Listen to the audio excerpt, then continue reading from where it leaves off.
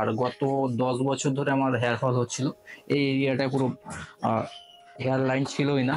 তো 7 June transplant হওয়ার পরে এখন 6 মান্থ রানিং। তো খুব ভালো রেজাল্ট পেয়েছি।